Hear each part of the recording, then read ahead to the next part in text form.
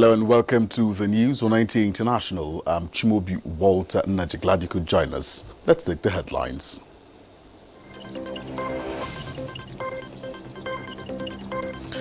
In frantic move to restore democratic rule in Mali, ECOWAS delegation meets State President Keita and military junta. Historic causes, methods and consequences of slave trade in focus as world remembers the inhuman acts.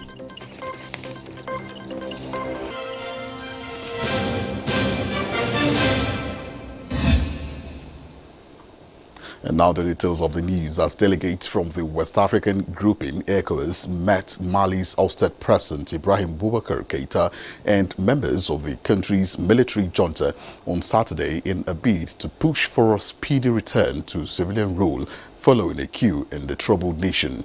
3 members of the group delegation headed by former Nigerian President Goodluck Jonathan were granted access to Keita. Former President Jonathan told newsmen after seeing ousted President Keita late Saturday that the negotiations are going on well. The meeting between the ousted Malian leader and the 3 ECOWAS delegation members was held at an undisclosed location. No details of the meeting were released. Earlier Saturday, ECOWAS envoys met with Mali's military junta, including new strongman Colonel Assimi Goïta. The meeting lasted half an hour. In the meantime, the United Nations International Day for the Remembrance of Slave Trade and its Abolition is observed to reawaken the consciousness of people on the dangers and effects of slavery in Africa and, by extension, the world. Annie Daniels in this report takes a look at the inhuman trade and the present form of slavery. These relics here depicts the era of slave trade in Nigeria. Among names that stood out in that era was Seriki William Sabaz, a slave merchant, though originally from the present Ogun state. Seriki Abbas ended up spending most of his lifetime in Badagry, a town synonymous with slave trade. It was an era where about 17 million people were transported against their will from Africa to North, Central and South America. This illicit trade lasted from the 16th to 19th century. Millions of Africans died while being transported to other countries. My respondents say it was the worst violations of human rights. All those empires, they are kings, they are monarchs. They will arrange for war to go and fight against the neighboring community. And so they will capture all their young people and they will sell them to the Europeans for exchange of things like a bottle of gin or mirror. It's lesser with Bishop Ajayi Crowder. They stopped the slave trade. Because why? He says that, Nigerians, a lot of injustice is happening. More disheartening, they say, is that this illicit and inhuman trade still exists even among Africans. There is what we call neo-colonization. So those who introduced slave trade have reintroduced it again. Are you talking about human trafficking? This is modern slavery. It's not the transatlantic slave trade. The modern slavery is about us. We have law that guide us, but we didn't follow the law. It's very unfortunate that women see themselves as the weaker vessels. So they look at it like, I can use my body to get whatever I want, and that's why it's easy for them to become easy prey to these traffickers. Human trafficking is modern day slavery. Human trafficking ensures that you lose all your rights as a person. All the dignity is lost. The human trafficker does not have a sense of proportion to say, look, I have suffered this person enough. No, look, they use you. After a point, you are sold off to another person. They suggest the way out. Parents should be close to their children, so they won't hide anything from them. We are telling people, be careful, be aware. Again, you see people saying, we'll give you a job of 300,000, 250,000 in United Arab Emirates. Watch it, watch it. You that you are talking of going to United Arab Emirates to work, what are your certifications? What certificates do you have? What are your competencies? We have had issues of people who cannot even write their names, and they're saying they're going to work. So what work are you going to do? The theme for this year is confronting slavery's legacy of racism together. In previous years, the day was celebrated with people all over the world coming together to organize events that centered on the theme of the day. However, the COVID-19 has put a stop to all that for now. In Lagos, Annie Daniels, NTA News. From Lagos, we move over to southeast Nigeria, where in an effort to sustain the peace and unity of the country, the Imo State Governor, Hope Uzodinma, has stressed the need for religious tolerance. He made this known at a meeting with the leadership of the Christian and Muslim associations in the state. Bright Abuja reports.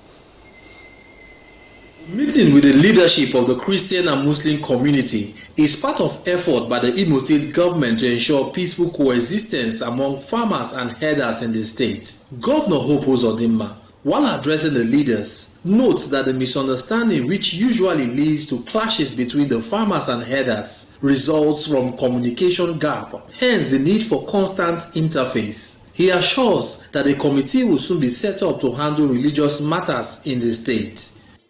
We are really committed as a government to protect the rights of citizens in Imo State. We are committed as a government to encourage our brothers and sisters to worship God without the fear of molestation by anybody. The Imo State Chairman, Christian Association of Nigeria, Divine HSC, and Chief Imam, Owerri Central Mosque, Suleiman Njoku, assured the governor of their commitment to ensuring peace and harmony among farmers and herders in the state. You spoke with me in a way and manner that you want the church and every other person in this state to live as brothers, and you want to present a peaceful state.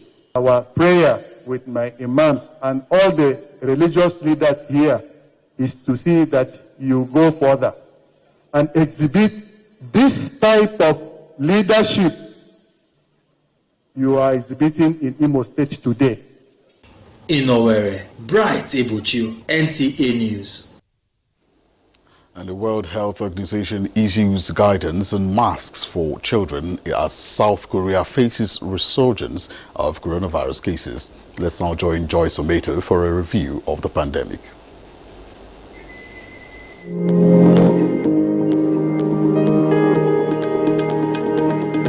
In the outgone week, Nigeria saw an upsurge in the number of new coronavirus cases reported daily compared to the decreasing trend seen in the past 1 month. Latest statistics released by the Nigeria Center for Disease Control shows that cases have reached 51,905, with 997 fatalities recorded. A review of the figures indicates that there have been a consistent increase in Nigeria's COVID-19 recovery rates, as the number of patients treated and discharged now stands at 38,767. The country now has 12,141 active cases of coronavirus. In Africa, a total of 1,184,253 cases have been recorded, with 27,659 fatalities and 903,534 recoveries. Worldwide, numbers by Worldometer as at 6 p.m. show that the global death toll from COVID-19 has exceeded 800,000. So far, 23,457,548 cases have been confirmed. Infection figures globally rose by 1.7 million, while more than 39,000 fatalities were recorded in 7 days. Meanwhile, as pupils in some parts of the world return to school, the World Health Organization has issued guidance on masks for children. The guidance says children aged 12 and above should wear masks to curb the spread. Ages 6 to 11 should also wear masks, but with adequate adult supervision, while children aged 5 years and below should not be required to wear masks based on the safety and overall interest of the child. In other developments, Korea's Centers for Disease Control and Prevention has warned that South Korea is on the brink of a nationwide outbreak following the highest daily number of coronavirus cases recorded since March. And that's it from here. I am Joyce Ometo.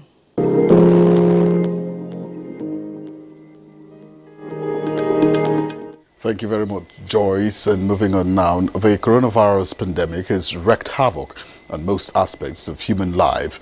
The impact on education is even more visible as classrooms and the nation's universities remain closed since the advent of the pandemic. While many private universities managed to find a way around the problem through e-learning platforms, the public university system has virtually crumbled under the weight of COVID-19. Kelvin Eonaye reports on why e-learning remains a tall dream for public universities in Nigeria. COVID or no COVID, the clock, they say, does not stop ticking. Why then should learning stop because of the pandemic? This is the propelling factor that made many private universities seamlessly moved their classrooms online as COVID-19 forced institutions to close shops. They are not only carrying on with teaching and learning, many have conducted examinations using relevant e-learning platforms. We concluded our semester and then commenced the next one, which we are at now. And so it didn't disrupt our services at all. If it is working for private institutions, why are the public universities struggling to adopt the same method despite the Minister of Education's directive to vice chancellors to continue teaching online? The infrastructure that lead to this digital technology we're talking are not even present in the federal universities.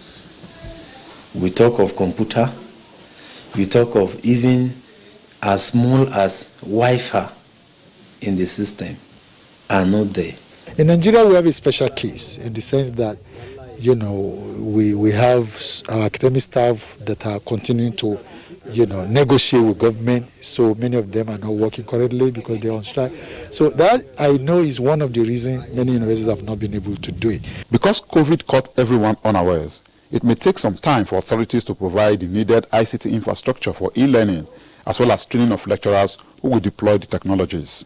But experts are confident that in the short run, they can leverage on the available distance learning facilities and still keep the integrity of their examinations intact. There is a camera from your laptop directly on your face. If you move, in fact, there will be an alert to shut down that exam immediately.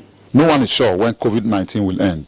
So, until a suitable solution is found to sustain learning in the public university system, the fate of their students will continue to hang in the balance. In Abuja, Kelvin Eonaye, NTA News. And Minister of Humanitarian Affairs, Disaster Management and Social Development, Sadia Umar Farouk, has described as invaluable the benevolence of the economic community of West African states in donating about 4,000 metric tons of grains to Nigerian government to cushion the effect of the coronavirus pandemic. The minister stated this while receiving the food items in Kano. Yohanasu Hassan Barrow reports. Ministry of Humanitarian Affairs, Disaster Management and Social Development once again thank the ECOWAS Commission for the timely and generous provision of humanitarian assistance for distribution to the vulnerable impacted by the COVID-19 pandemic in Nigeria. That was the Minister of Humanitarian Affairs, Disaster Management and Social Development, Sadia Umar Farouk, expressing appreciation to the ECOWAS Commission for donating about 4,000 metric tons of grains to Nigerian government. She said, with what the federal government has been doing to support internally displaced persons and those affected by the coronavirus pandemic, this support will no doubt assist in reaching out to more beneficiaries. ECOWAS Commissioner for Agriculture, Environment and Water Resources, Sangare Seku, described the donation as a breathing solidarity mechanism and pledged the ECOWAS continued commitment to complement the present administration drive to promote agriculture. The ECOWAS is engaged to continue this operation because it's very, very important for our responsibility.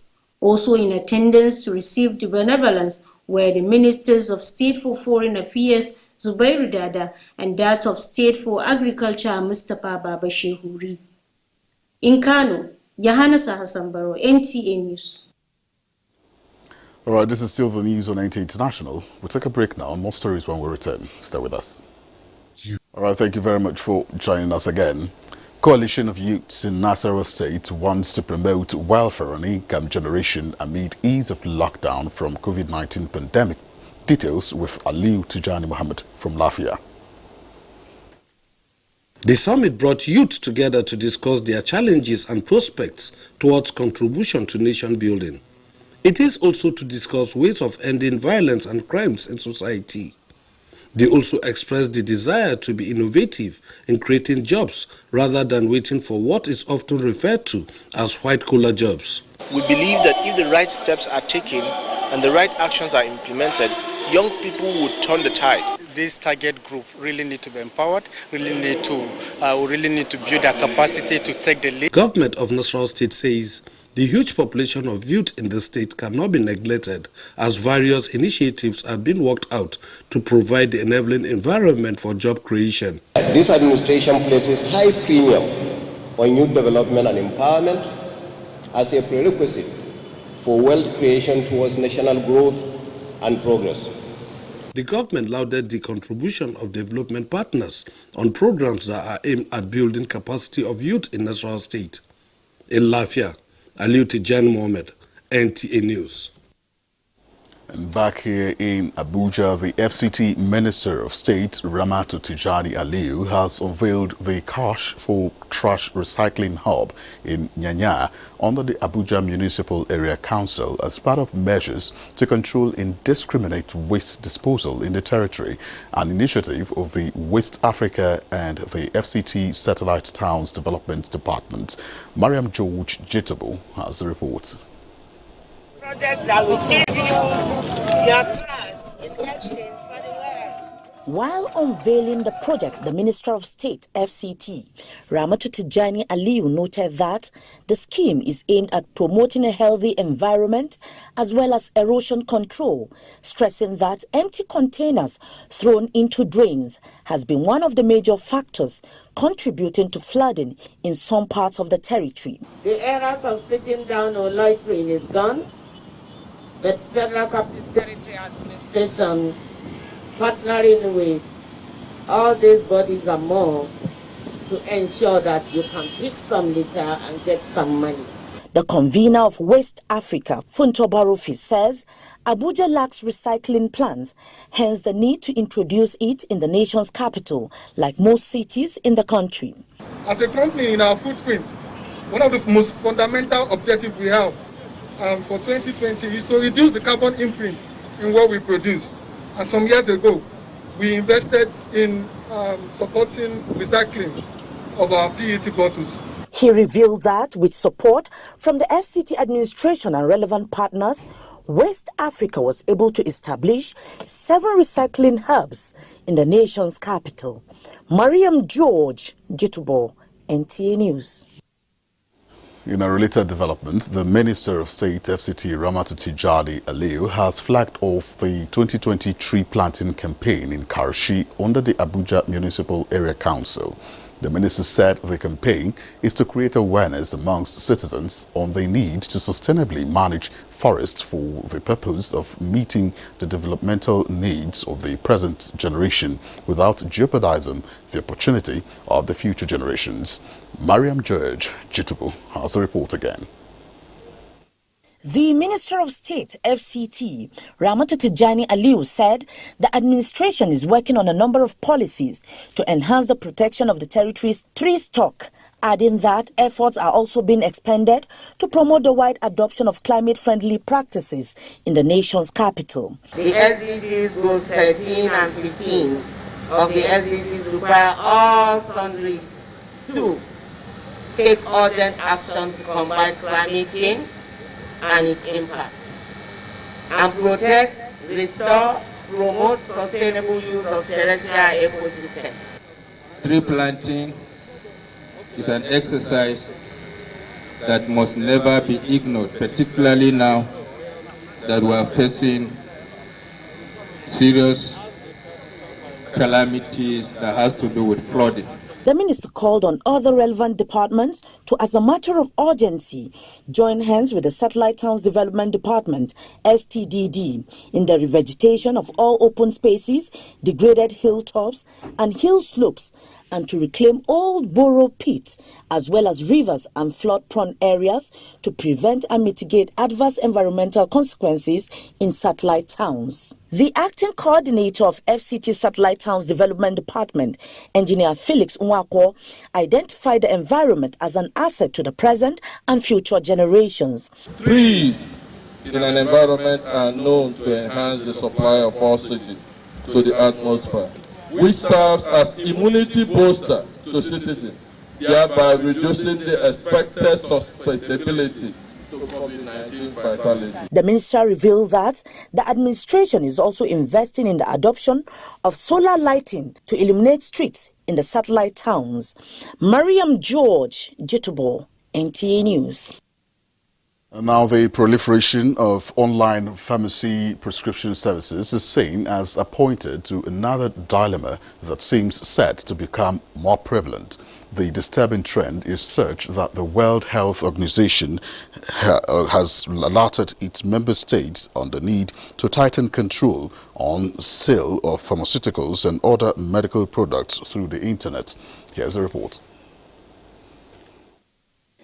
As regulated products, ethical issues in access to medicines is considered very critical. If I'm sick, I go to a certified physician, go to the hospital, and the doctor will prescribe drugs for you, and you go to the pharmacy and get it. Let me say that dispensing, offering for sale of pharmaceutical products done within a pharmaceutical premises. This is a peculiarity of the pharmaceutical business.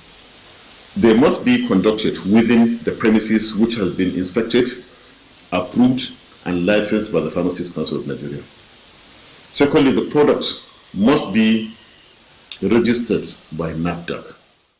Available evidence, however, shows that the number of online stores offering medicines for sale to the public over time has increased, with many of the stores ready to deliver their drugs to buyers in their homes. I've come across it online. They tell you buy food supplement, buy these drugs for this, buy this drug for that. It cures this. Some will even tell you go as much as far as you buying a drug that cures 10 different ailments. I'm of the opinion that the government should see how they can wage into it to stop such. Buying drugs on the internet is not a good one. This pharmacist oversees a registered pharmaceutical premises, but his view is a bit tilted toward the other side. Because of the pandemic, patients cannot see the doctors, so how can they get these drugs? It's a big question. So if they can do more of online prescriptions of drug, it's going to go a long way. But the council frowns at it. If they can look into the matter and see ways of establishing these online prescriptions, it's going to go a long way, especially for the benefit of the patients. There is no law that guides online marketing of products. Yeah. What we have is violation as regards the drug itself, which they sell online. There are, however, indications that the narrative is about to change. We have actually written to the Minister for Communication and Digital Economy in order to get the assistance of the various parastatals under that ministry in terms of computerization, so that this thing will be reduced to the barest minimum. In the field of pharmacy, quality control and quality assurance are considered vital to the development, manufacturing and use of drugs meant to help save lives. In Abuja, Rabi Abdullah, NTA News.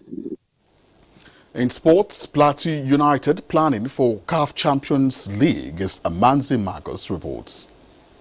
The club general manager Pius Henwan revealed they have decided to retain coach Abdul Maikaba for the next 2 years as part of plans to reach the semi-finals of the CAF Champions League.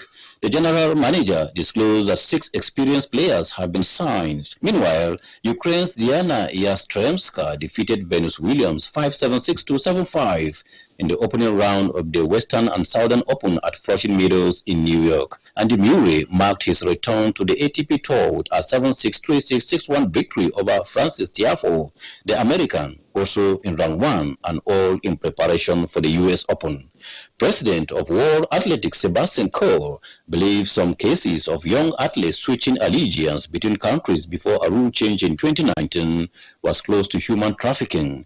Without mentioning any particular country, Coe pointed out he had become increasingly concerned about young athletes moving away from their home countries, often without parental support, hence his decision to stop the practice. The new rule prevents anyone below the age of 20 from changing allegiance and also demands athletes prove their ties to their new nation after a 3-year waiting period. With Sports Update, Manzi Marcus, NTA News.